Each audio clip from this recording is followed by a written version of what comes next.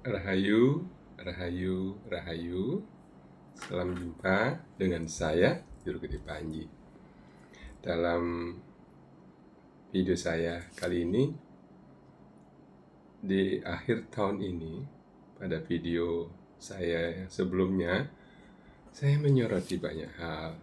Dari mulai tentang tata ruang, kemudian kemacetan, sampah, perilaku para pendatang yang mohon maaf sekali lagi tidak semuanya, ada beberapa kelompok yang memang merusui yang kedua. Kemudian perilaku turis asing, turis yang menyatakan diri turis tetapi ternyata lebih tepat disebut mereka mencari celah cari makan, cari rezeki di tempat kita di Bali. Semeton saya dimanapun Anda berada, pertama saya ingin mengucapkan selamat menyambut tahun baru 2025. Dan bagi warga Kristiani, saya ingin mengucapkan selamat Natal. Bapak Ibu, para pemirsa dimanapun Anda berada, kali ini saya akan menyoroti khusus tentang sikap. Apa itu sikap? Bagaimana sikap kita? Dan saya akan fokus pada sikap kita sebagai warga Bali dan warga Indonesia khususnya. Sikap-sikap kita yang menurut pengamatan saya, sekali lagi, pengamatan saya disclaimer karena tidak semuanya, tetapi beberapa hal yang menonjol dilihat dari media-media sosial, dari fakta-fakta yang ada di lapangan. Seperti apa gambarannya? Mari kita lihat berikutnya. Bagaimana sikap warga Bali pada umumnya di dalam bereaksi terhadap kondisi kepariwisataan di Bali, khususnya kondisi fisik yang terjadi belakangan ini. Oh iya, sebelumnya saya ingin garis bawahi, musim ini adalah musim penghujan dan cukup intens. Rata-rata di atas 20.000 mm per tahun. Jadi tentu ini akan berdampak pada kawasan-kawasan yang rendah, kawasan-kawasan yang tidak tertata secara baik dalam hal riulnya atau tata airnya. Kita lihat sikap apa yang ada.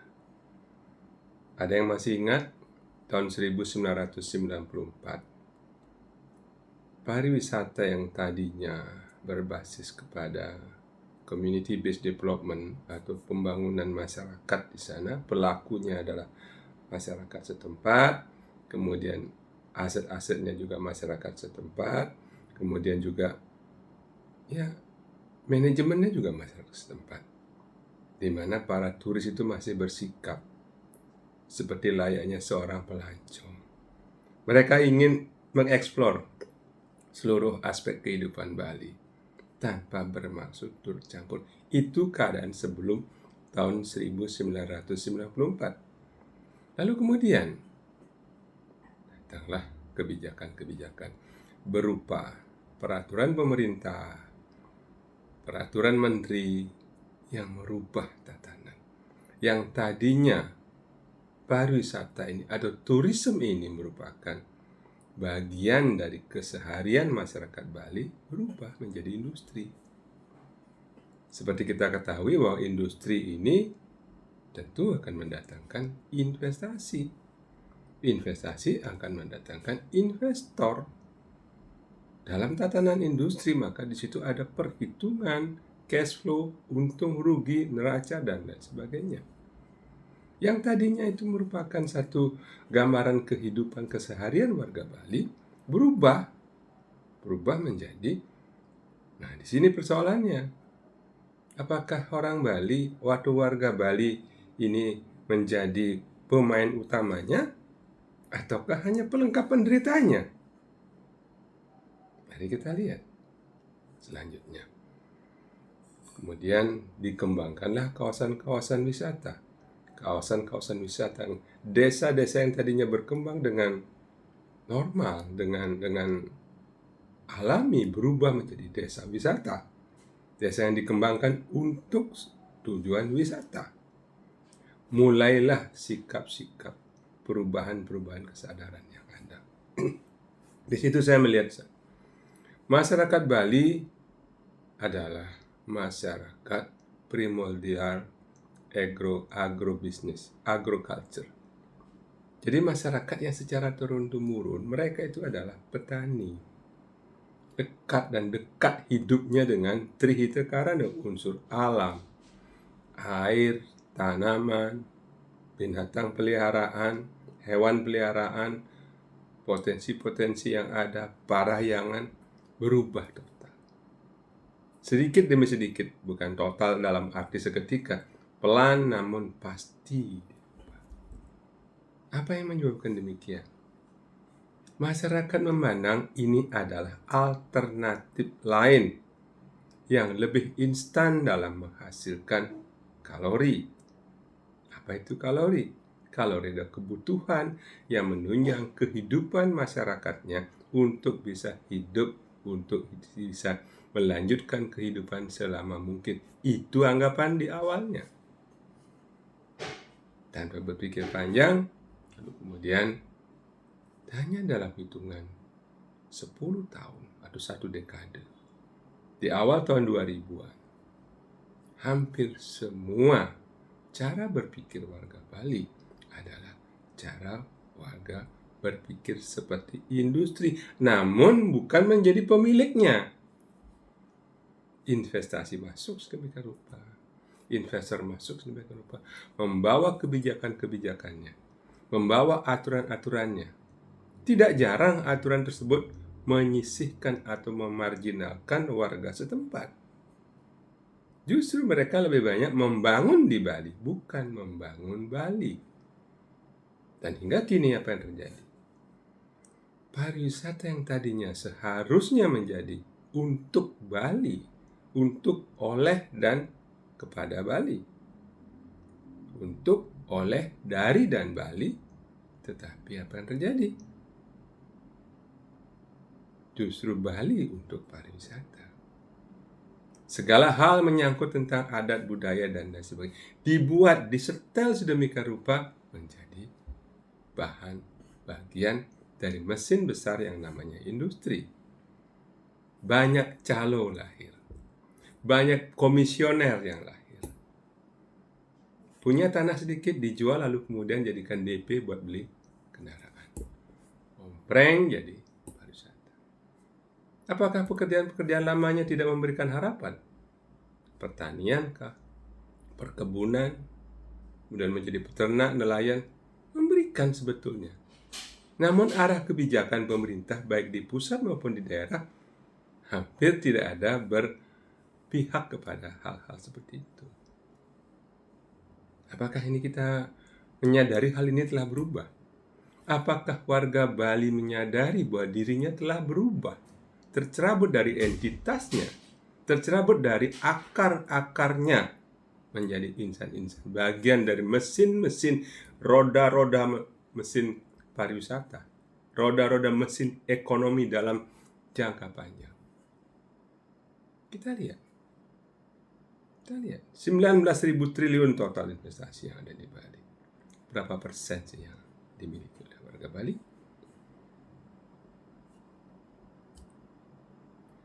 Saya tidak ingin memperpanjang masalah-masalah seperti ini, tetapi mari kita lihat. Saya hanya menyampaikan apa yang ada dalam hati saya sebagai warga lansia yang mengalami zaman Orla saya tahu, zaman Orde Baru saya tahu, zaman Reformasi saya tahu, dan zaman digital sekarang pun kita ada di dalamnya. Perubahan ini menjolok.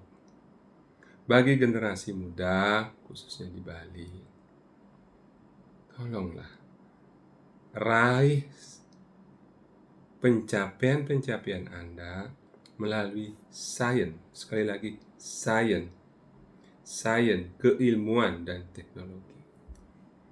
Anda tidak bisa dengan hidup hanya mengandalkan kebiasaan-kebiasaan apa yang Anda warisi. dari zaman dulu seperti sekarang. Anda tidak bisa berdiam diri.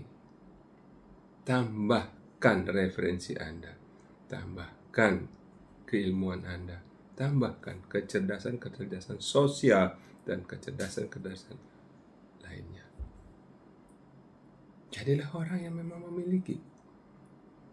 Mau tidak mau, suka tidak suka, kita harus merubah, kita harus bergeser, kita harus menambah nilai kesadaran kita sebagai warga Bali khususnya, dan warga Indonesia tentu umumnya. Apa itu? Saya dari tadi bicara soal kesadaran. Sadar tidak bahwa Bali ini masih harus ada 10 tahun yang akan datang. Pada apapun bentuknya, apapun modelnya, Anda tidak boleh sedemikian rupa mengabaikan hal-hal yang akan mengarah kepada kehancuran Bali lebih cepat. Bila pemerintah dalam hal ini, karena pemerintah memegang peran penting. Ingat sekali lagi, di awal saya mengatakan, setelah tahun 1994, cara berpikir, pola berpikir, kesadaran warga Bali itu berubah karena kebijakan-kebijakan yang disebarkan oleh pemerintah. Ingat itu. Apakah kita masih mewakili? Apakah kita masih mewarisi kecerdasan para leluhur kita yang jenius, seperti misalnya Empu Kuturan, Dangeng Nirarte, Resi Markandeya, dan beliau para leluhur kita yang kita hormati ini. Beliau menurunkan subak, beliau mengatur tata ruang, Palemahan, Pawangan, Parayangan, Desa Kalapatra, desa adat dengan awig-awignya. Tentu saya tidak menghimbau, saya tidak menginginkan, kita kembali ke zaman itu, enggak, karena tantangannya berbeda. Kenapa Anda tidak menjadi pukuturan kecil? Kenapa Anda tidak menjadi Resi Markandeya kecil? Kenapa tidak Anda menjadi Dangeng Nirarte kecil? Ini milik Anda. Anda akan beranak pinak di sini. Pulau Bali tidak terlalu besar. Potensi alamnya juga tidak terlalu besar. Walau mengandung keindahan. Ini tantangan buat Anda. Tantangan buat kita semuanya. Baik warga lansia maupun anak muda, terutama kepada para insan-insan yang memegang kebijakan di eksekutif, di legislatif. Kalau kita sadar bahwa keberlangsungan atau keberlanjutan sustainability Bali masih ada di waktu-waktu yang akan datang, mulai menyadari,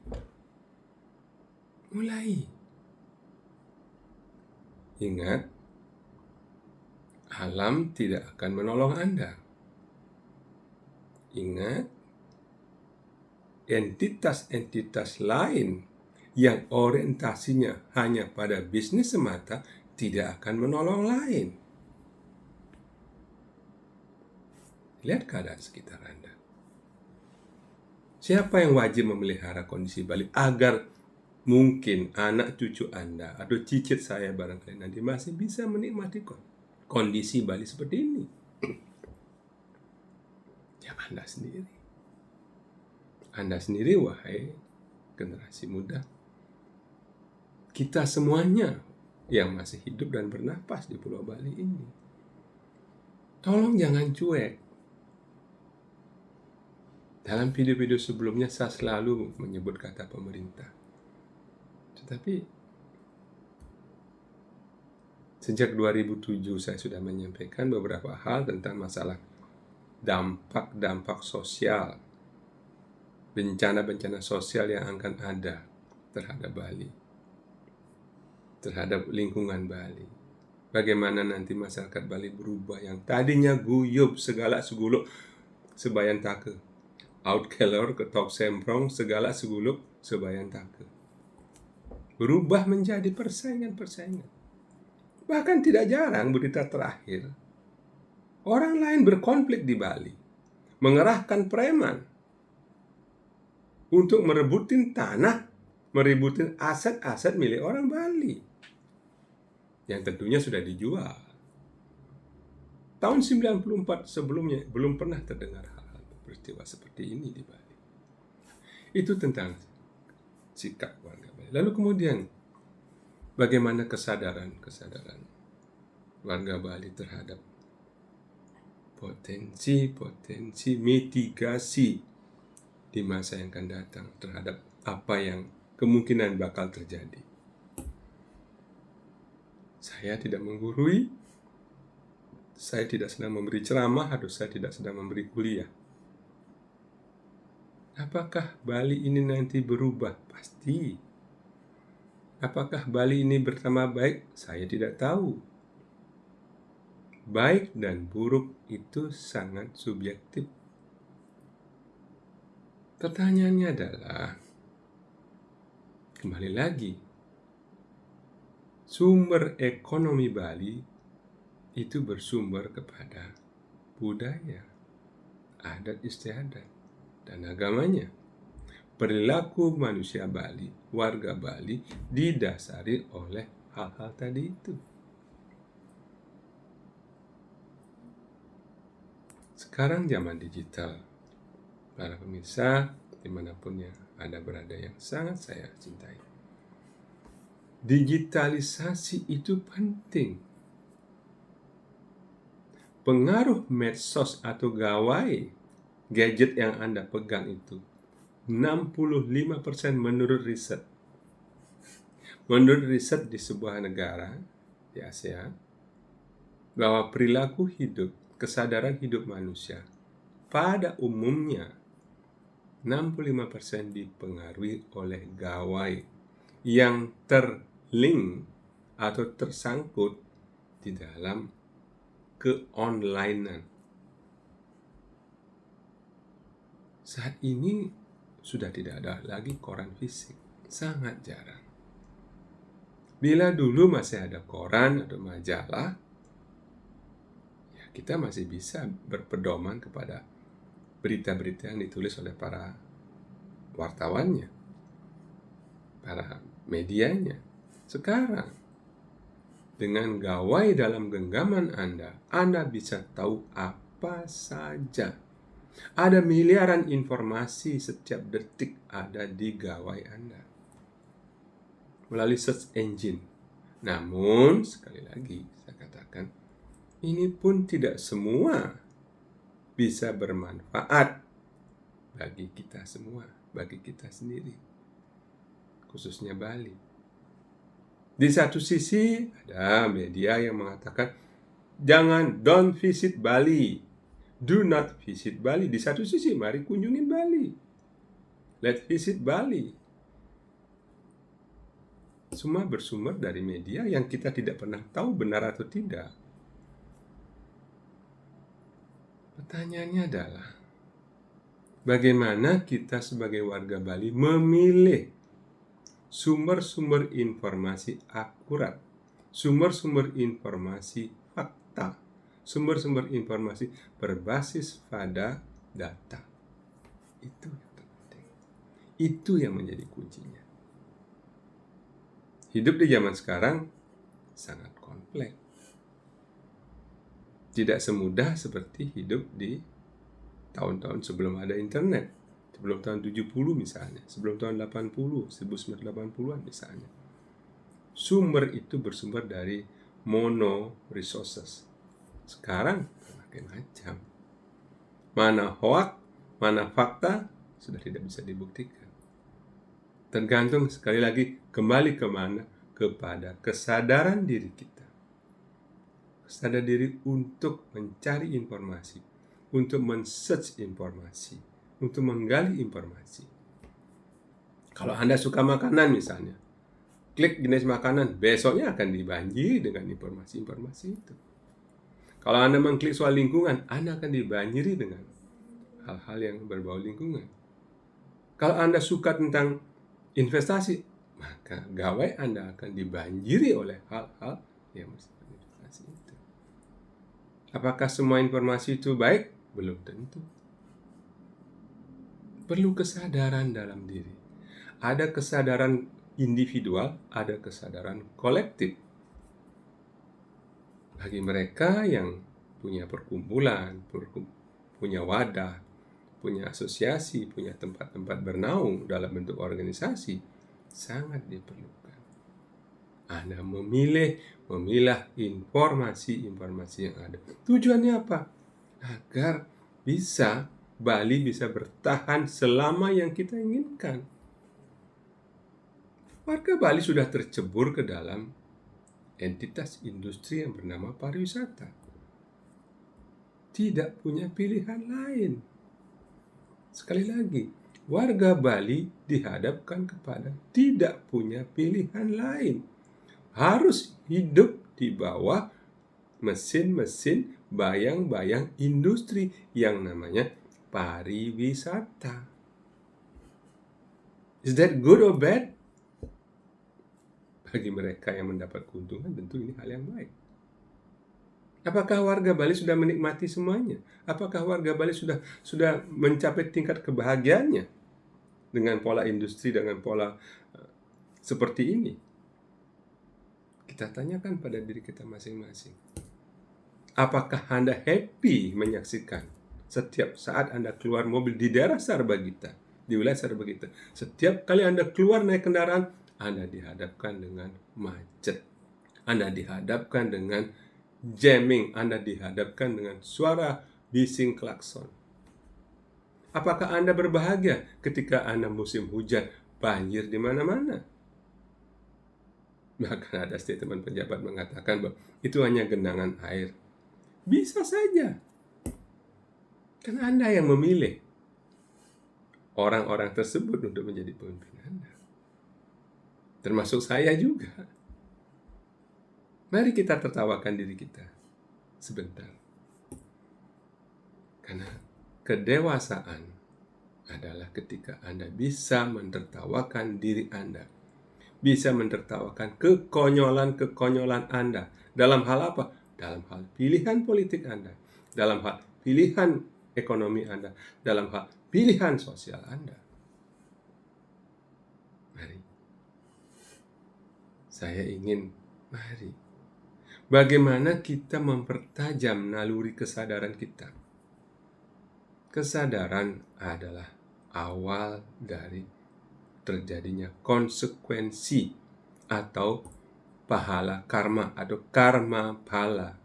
Karma phala itu adalah konsekuen, tanggung jawab moral material terhadap perilaku, consciousness, kesadaran yang kita katakan, yang kita tulis, yang kita perbuat, yang kita lakukan dan kita terapkan. Semua akan bermuara pada konsensus. Semua bermuara kepada consciousness. Karma phala. Bapak Ibu dimanapun Anda berada, saya tidak menggurui soal itu. Karena tiap orang punya ukuran masing-masing. Di mana Anda memulai titik kesadaran Anda, di mana Anda memulai mendapatkan efek atau akibat-akibat daripada kesadaran Anda, consciousness Anda, dan di mana atau kapan Anda akan memperoleh konsekuensi Anda atau karma pahalanya. Bapak Ibu, saya tidak mau lagi menyoroti masalah banjir karena semua tata air. Ingat, tata air. Ada air yang dibutuhkan atau air baku, ada air yang dibuang atau yang disebut dengan reuse system. Hujan sedikit, menggenang. Ini gambaran nyata tentang Bali. Bali yang kecil, Bali yang hampir lose control. Kalau saya boleh mengatakan, apakah Bali salah kelola? Apakah Bali ada lag di dalam manajemennya? Kembali lagi kepada Anda semuanya. Pilihan politik Anda, apakah akan menjadi pilihan pahit atau pilihan manis, ada di tangan Anda. Bapak Ibu yang saya hormati, 2 hari lalu saya baru pulang dari Jawa.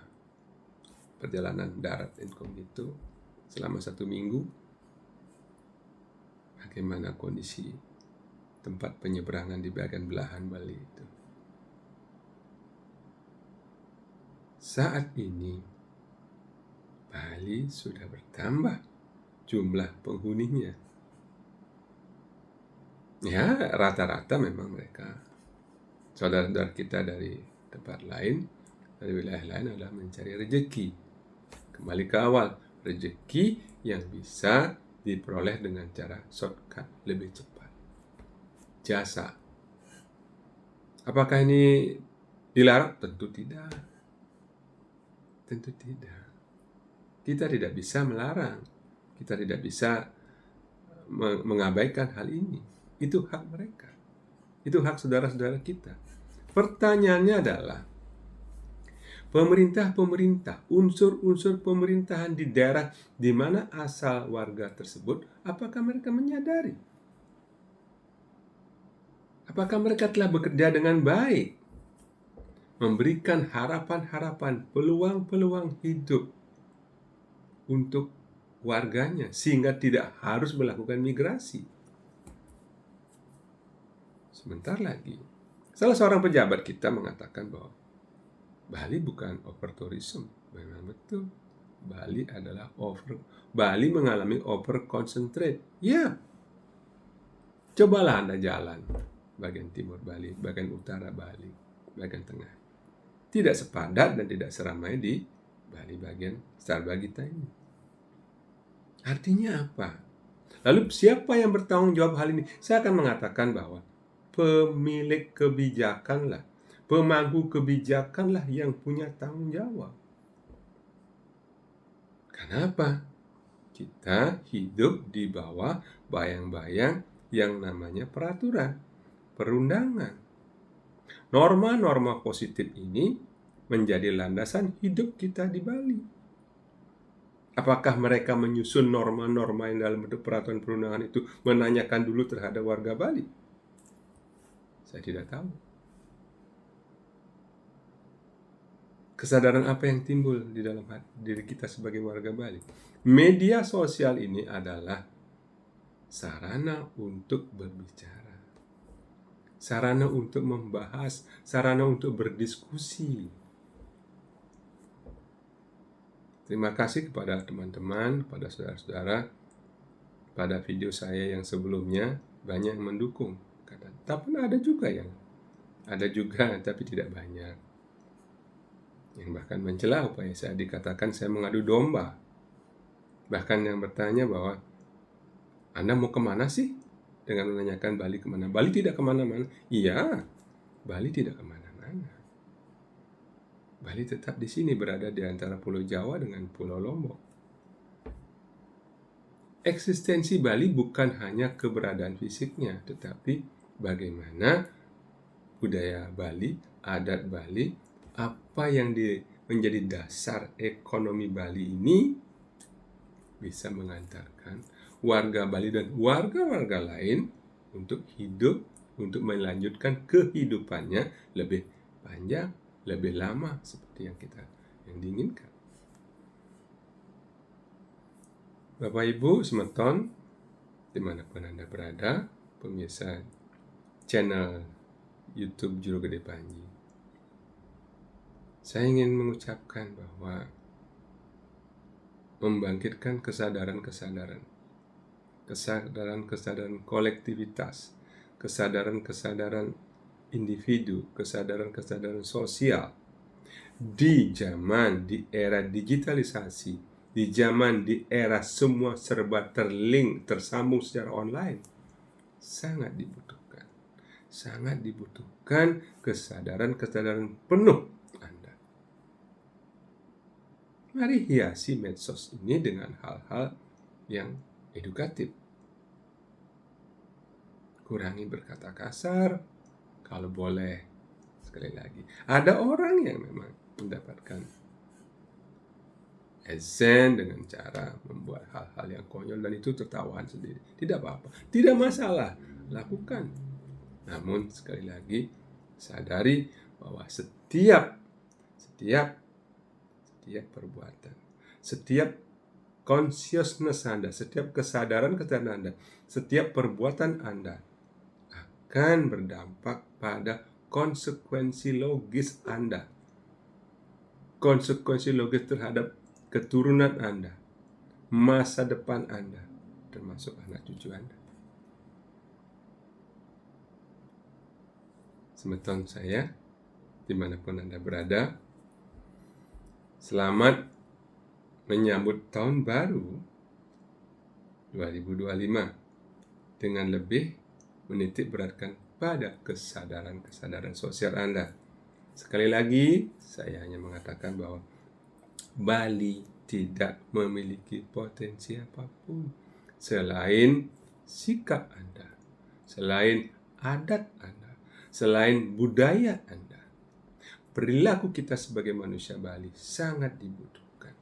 Kesadaran kita sebagai manusia Bali untuk menyadari bahwa Bali akan penuh, Bali akan sesak, Bali akan macet, Bali akan terus-terusan kebanjiran, Bali akan menerima sampah.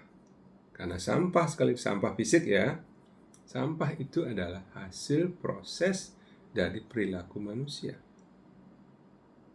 Setiap bulan-bulan seperti sekarang ini, musim barat, Pantai Kuta akan dibanjiri sampah plastik. Kita lihat saja. Dan itu sudah sejak dulu. Pertanyaannya adalah, adakah kesadaran pihak-pihak terkait untuk menyiapkan truk-truk pengangkutnya misalnya, sistem pengolahannya misalnya? Bagaimana menanggulangi hal ini? Bagaimana memitigasi sesuatu yang sudah terjadi berulang-ulang selama bertahun-tahun, bahkan puluhan tahun? Apakah ini diperbaiki? Silakan, kesadaran Anda lah yang harus menilainya. Sebagai orang tua lansia, tentu saya berharap anak cucu saya bisa menikmati Bali yang tetap indah, yang sustain, yang berkelanjutan. Indah, dikagumi oleh bangsa-bangsa lain. Banyak turis Nusantara maupun mancanegara yang datang ke sini untuk menikmati Pulau Bali yang masih kita banggakan. Akankah ini terjadi? Sekali lagi, kesadaran Anda. Bukan saya pribadi. Lebih banyaklah bersuara. Media sosial sekarang adalah ajang untuk yang penting jangan dengan hal-hal yang berbau menyinggung, melecehkan, membuli. Berlaku positif. Bahwa sekarang misalnya pemerintah kondisi tidak bisa menangani macet, tidak bisa menangani sampah, itu pilihan Anda. Pilihan Anda beberapa tahun yang lalu. Bahwa sekarang ini banjir di mana-mana, misalnya tanah longsor di mana-mana, itu kebijakan lagi. Kebijakan yang Anda pilih melalui kesadaran-kesadaran Anda. Bagaimana menajamkan rasa sadar Anda, itu tergantung kepada pilihan-pilihan referensi Anda. Gawai kita memberikan pilihan. Gawai-gawai kita tanpa disadari adalah memainkan peran penting dalam hal ini. Knowledge Anda bertambah, informasi Anda bertambah, karena gawai yang Anda pegang. Pemirsa channel Juru Gede Panji dimanapun Anda berada, sekali lagi saya ucapkan terima kasih. Selamat menyambut tahun baru. Selamat ber-end year dengan sehat, baik, sejahtera bersama keluarga tercinta Anda. Terima kasih. Rahayu, rahayu, rahayu.